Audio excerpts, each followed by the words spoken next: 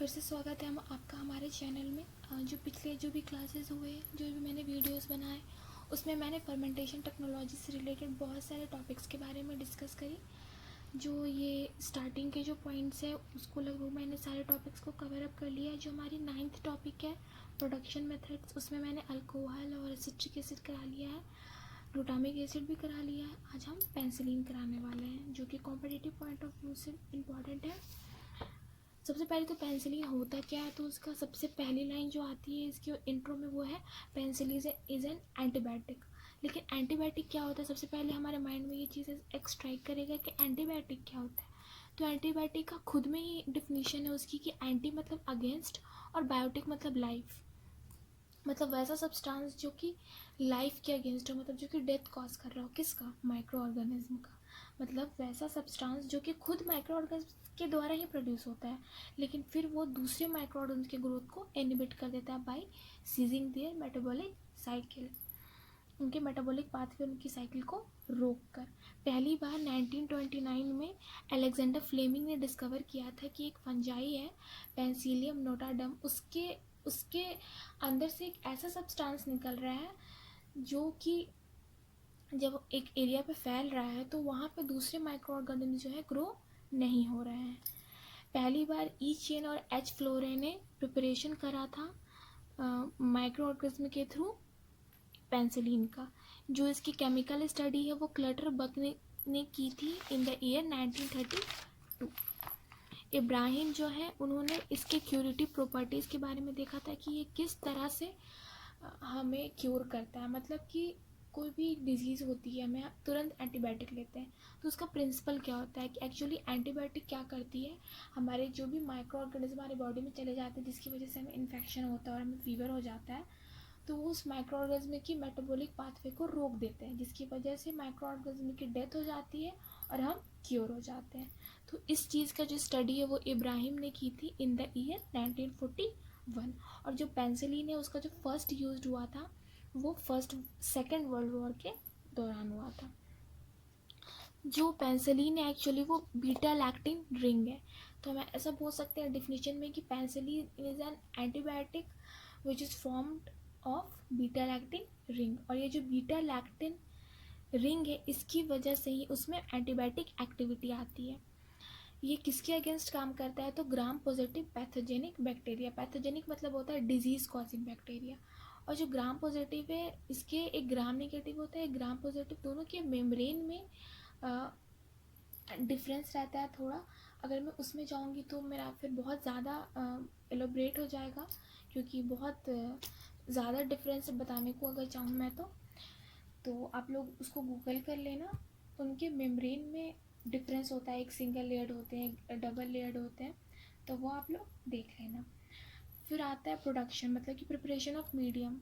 जो भी न्यूट्रिएंट क्या से कौन कौन से ऐसे न्यूट्रिएंट चाहिए हमारे फंजाई को, जो वो फंजाई जो कि हमारा पेंसिलिन को प्रोड्यूस कर रहा है, तो क्या क्या चाहिए, तो लैक्टोज चाहिए, calcium sulphide, corn steep, liquor, glucose, sodium biphosphate, phenyl acetic acid.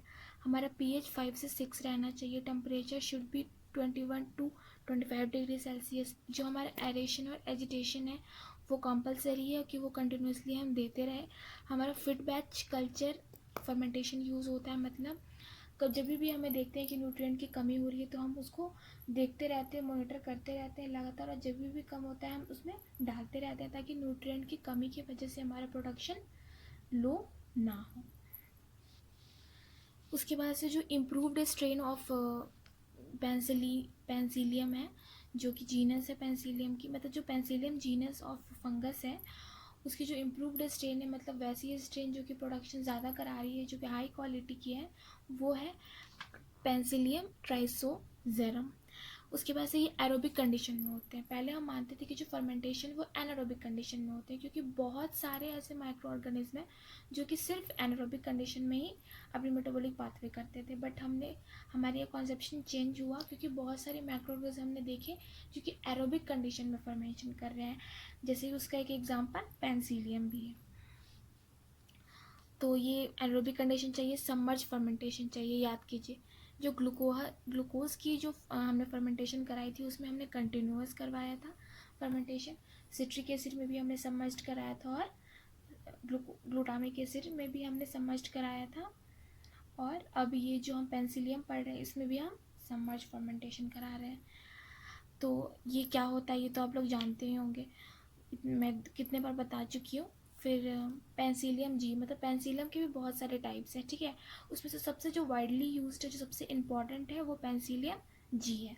और इस पेंसिलियम जी को प्रोड्यूस करने वाला जो माइक्रो ऑर्गेनिज्म है उसको सबसे ज़्यादा जिस सबस्ट्रेट की ज़रूरत है वो है फिनाइल एसिटिक एसिड। एंटीफोमिक एजेंट जो इस फर्मेंटेशन के प्रोसेस में यूज़ होता है पेंसिलिन फॉर्मेशन के, वो है सोयाबीन ऑयल। अब ये क्यों यूज़ कर रहे हैं, तो सबमर्ज्ड फर्मेंटेशन के बहुत सारे एडवांटेजेस है, जैसे कि मतलब प्योरिटी बहुत अच्छी होती है प्रोडक्ट की और इवनली डिस्ट्रीब्यूशन होता है, ये सब न्यूट्रिएंट का, ये सब तो ठीक है। बट सबसे बड़ा जो डिसएडवांटेज था वो था कि एंटी फोम, मतलब कि फोम बहुत ज़्यादा प्रोड्यूस होता था। और जहाँ पे हमारा फोम प्रोड्यूस होगा वहाँ पे जो हमारी प्रोडक्शन है उसकी रेट लो हो जाएगी, क्योंकि जो भी प्रोडक्ट बन रहा है उसको उसके बनने को इनहिबिट कर देता है फोम जो है। इसलिए हमें चाहिए कि हम कोई ऐसा सब्सटेंस यूज़ करें जिसकी वजह से हमारा फोम वापस से डिज़ोल्व होकर अपने सॉल्यूशन में आ जाए।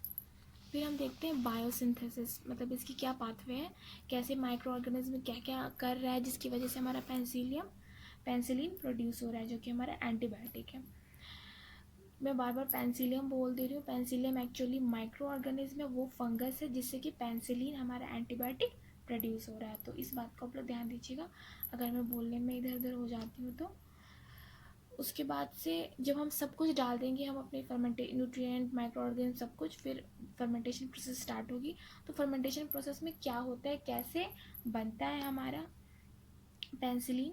तो फर्स्ट फेज़ 3 फेजेस में बनता है। जो हमारा फर्स्ट फेज़ होता है उसमें जो है माइसीलियम की ग्रोथ होती है। Mycelium actually group of hyphae होता है, और हाइफे क्या होता है, तो रिप्रोडक्टिव पार्ट ऑफ फंगस, जिससे कि नए फंगस बनते हैं। तो एक तरह से आप मान लीजिए कि ग्रोथ ऑफ माइसीलियम का मतलब कि ग्रोथ ऑफ फंगस।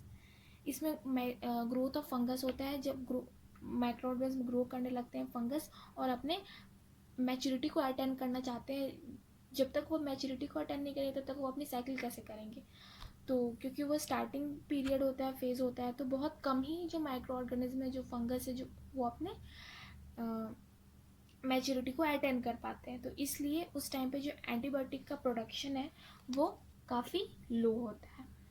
इसमें इस जो फेज़ है इसमें काफ़ी हद तक NH3 भी निकलता है, अमोनिया, जिसकी वजह से जो न्यूट्रिएंट जो अपना सॉल्यूशन है उसकी जो pH है वो इंक्रीज़ कर जाती है, क्योंकि NH3 मीडियम को अल्कलीन बना देता है।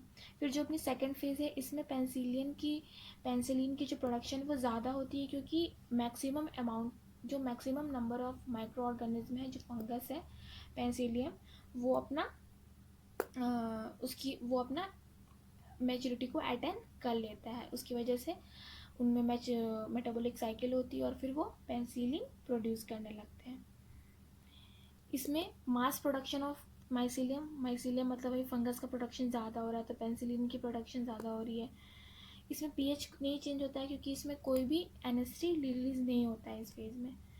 उसके बाद से थर्ड में देखते हैं कि माइक्रो ऑर्गेनिज्म जो है, जो फंगस है, वो अपना पूरी तरह उसने अपने मेटाबॉलिक साइकिल कर ली। अब वो डेथ फेज में चले जाते हैं, मतलब वैसी फेज जहाँ पे उनकी ग्रोथ रुक गई, सिनेसिस पीरियड, मतलब वो बूढ़े हो जाते हैं। अब उनमें मेटाबॉलिक एक्टिविटी नहीं होगी, ना ही वो रिप्रोड्यूस करेंगे, ना ही वो डिवाइड करेंगे। तो उसकी वजह से जो पेंसिलिन की प्रोडक्शन की रेट है वो भी कम हो जाती है। उसके बाद से रिकवरी, तो ये 7 डे साइकिल होती है। रिकवरी बहुत ज़्यादा, इसमें रिकवरी की ज़रूरत होती है, प्यूरिफिकेशन की ज़रूरत होती है।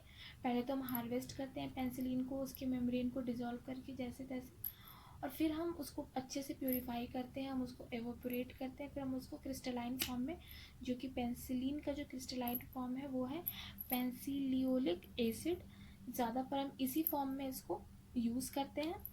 और जो पेंसिलिन जी, जो कि पेंसिलिन का ही एक टाइप है जो कि वाइडली यूज्ड है, तो उसकी एक केमिकल स्ट्रक्चर भी यहाँ पे दी हुई है, बट वो ज़्यादा साफ़ नहीं है।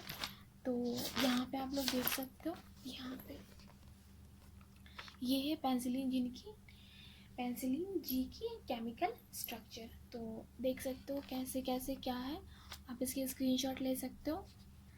And thank you so much for watching my video so patiently. अगर आपको इस वीडियो से कोई भी डाउट है या फिर मेरे प्रीवियस किसी भी वीडियोज़ में, तो आप कमेंट बॉक्स पे पूछ सकते हो।